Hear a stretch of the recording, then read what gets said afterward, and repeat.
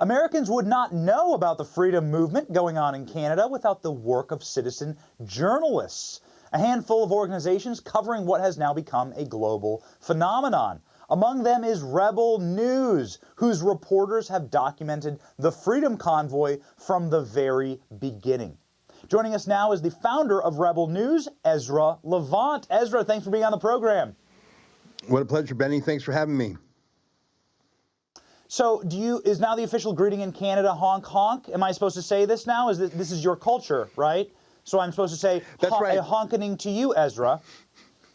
Well, I mean, that is the sound of the Canada goose. So maybe it is actually our national sound. It's how you express an affection to a member of the opposite sex across the bar. You have to honk. I'm kidding around, but that really has been the symbol.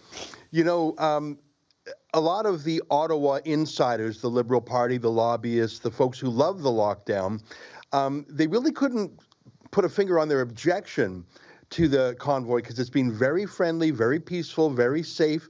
In fact, Ottawa police say crime has fallen in downtown Ottawa during the protest. But they were honking their horns, and Justin Trudeau couldn't allow that. So a judge actually ordered the truckers to stop honking. And I guess it's fair enough because it's, you know, people do want some peace and quiet. But the reason I mention that is because Trudeau, just like the Democrats on Capitol Hill talking about January 6th, are talking about, oh, these people are terrorists, they're insurrectionists. No, the only thing the judge would grant is, hey, guys, stop the honking when you're in a residential area, which there are parts right downtown. So it's very peaceful, and it's sort of a political tidal wave. It's the first authentic, grassroots, organic political movement in Canada in years. No super PAC is behind it. No political party supported it at the beginning. And it's already making our country more free. So the workers of the world unite, right? All you have to lose is your chains, we hear from the Marxists in their parents' basement with Cheeto dust on their fingers as they tweet day and night and don't do anything and are just generally useless. But that's what a commie says. That's what Karl Marx said. That's what Lenin said. It does seem as though the workers of the world, and in Canada, the real blue-collar people who could fix your car or your plumbing, are uniting now, and they are saying, we hate totalitarianism. What's strange is it doesn't seem to have the political left at their backs. It doesn't seem to have the effect on the political left. They've been calling for this for 100 years. When was the Communist Manifesto written?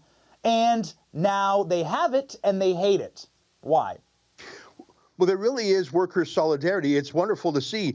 You mentioned the truckers. That's the big news. But I see farmers joining in, bringing their large agricultural equipment. Tow truck drivers are refusing offers from the police for contracts to tow the truckers away. No tow truck driver will break ranks. And I see that a union of bus drivers in the city of Hamilton is talking about fighting back. It really is a workers' rebellion. And when you think about it, a lot of the big labor unions in Canada sold out their own members because they work for government agencies, and the unions didn't fight the government vaccine mandates. Just like you have in the United States, Canada forced its public sector to get vaxxed. But the labor unions, who represent hundreds of thousands of Canadian public sector workers who traditionally regard themselves as left-wing, well, the unions were in bed with the government and said, no, everyone's getting the shot.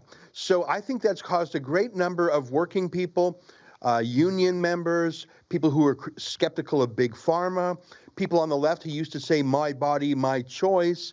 You see a lot of people who traditionally would regard themselves as leftists or liberals saying, wait a minute, the government and my parties of the left are against everything I believe in. I'm not saying they're, quote, right-wingers now, but they sure believe in freedom now, and it's a wonderful thing to see.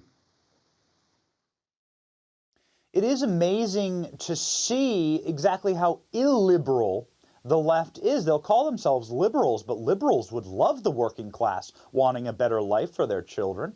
Liberals, by classical definition, would say, I want free speech. I'm very excited to hear your differing opinion. Justin Trudeau would be meeting with these people. It seems insane that he's not, and it seems like he's losing power in Canada. Is that correct?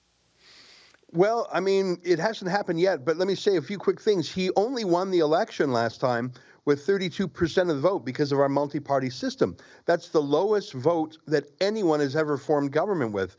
Just yesterday, one of his members of parliament came out and denounced Trudeau not only for his attacking the convoy with rhetoric and insults, but for the mandates themselves. So for an MP to defect away from Trudeau is quite remarkable.